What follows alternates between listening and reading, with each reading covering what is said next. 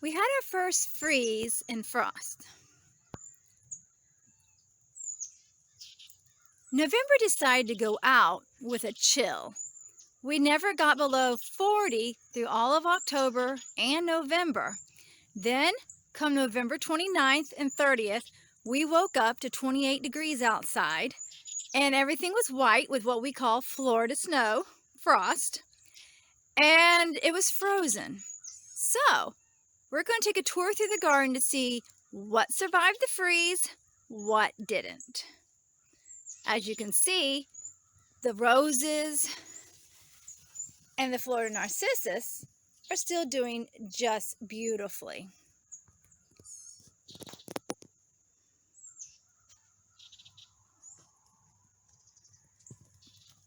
But over here, the peppers suffered a little.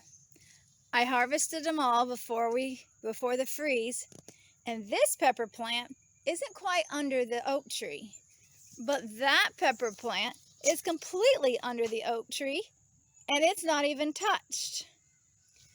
The basil didn't care what, it just died back. Of course, the camellias are doing great, ready to bust with flowers.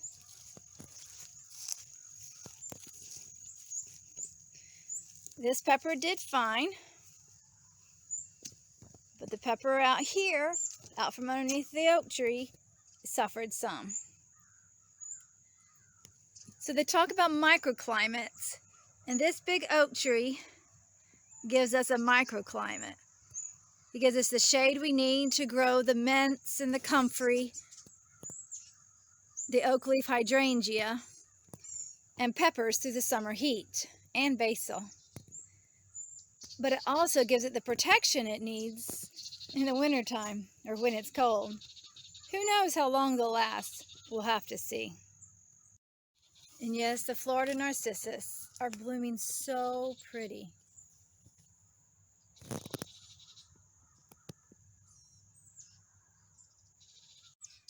The laughter rose is in bloom, and up at the top,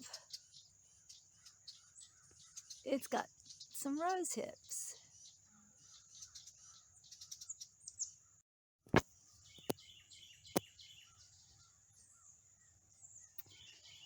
The lemongrass, it suffered a little.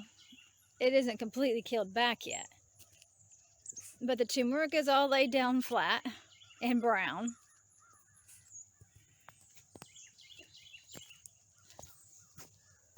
And so are the summer lilies. But they're bulbs, and they'll come back as soon as spring hits.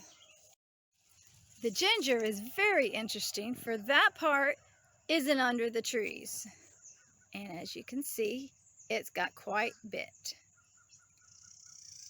But this part is under the oak tree, and it's still quite green. So here's the tomato plant under the tree. And here's the tomato plant that isn't under the tree. It's shriveling up and brown. The ginger over there is all turned brown, just about. The best part of a freeze is when it gets all the weeds and they all turn brown. In the greenhouse, or the garden tunnel, it didn't help the basil at all. Matter of fact, this basil did worse than what was under the oak tree. I had a tomato that was almost ready to be eaten, but the frost killed it back too. The sweet potato vines are, I guess what was up higher is dead, and what's down lower is still green.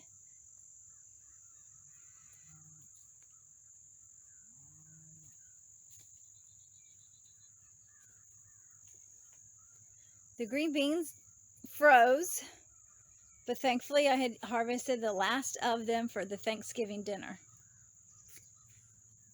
Mustard greens are still doing great, though the bugs are eating them. Here in the east tunnel, it's a kind of a mixed thing. The carrots, they would have been fine if they were outside, but they're in here and they're doing good. Collards are doing really good, but the white zinnias, they're not exactly white anymore. They're brown. Not exactly dead. I don't know what will happen to the buds still coming on or what. But just as I was ready to start picking red and white bouquets for Christmas, I don't have white anymore. I have brown. The lettuce did just fine. It likes cooler temperatures. But as you see, white zinnias don't like 28 degrees, even if they are undercover. The bok choy is doing fine, and so is the Swiss chard.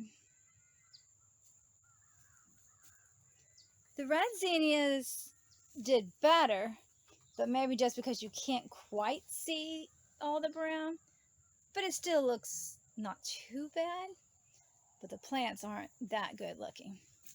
I guess you could say the lighter the color, the more you see the damage. But there might be one that's not touched. The broccoli there is doing good, but all this broccoli is under shade, well, under the tunnel. But I have one plant growing on the outside, so let's go see what it did. Out here in Martha's Vineyard, that broccoli is still lush and green, even if it did get down to 28 degrees. Now the zinnias beside it are solid brown. There's nothing left of them at all, not even the plants. So the tunnel did protect some, but not 100% guarantee. But out here, totally toasted. Over in the food triangle, we've got spinach coming on, and they're doing great. Even the little baby ones are still green and growing. Spinach doesn't mind cold weather. The onions that I just planted, they're doing fine too. Little, but doing good. What I was surprised with was the kale. It was so lush and green, but the leaves got burnt. Not every leaf, but some of the leaves. And I was told that kale really likes cold weather.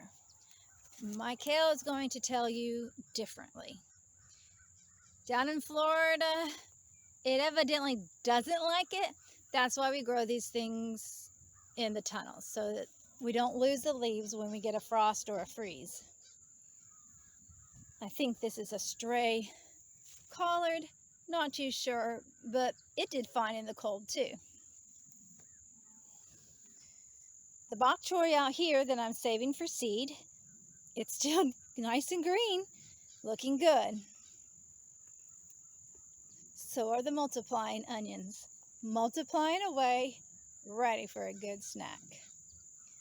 Well, that's how the garden survived 28 degrees. Talk to you later. Bye-bye.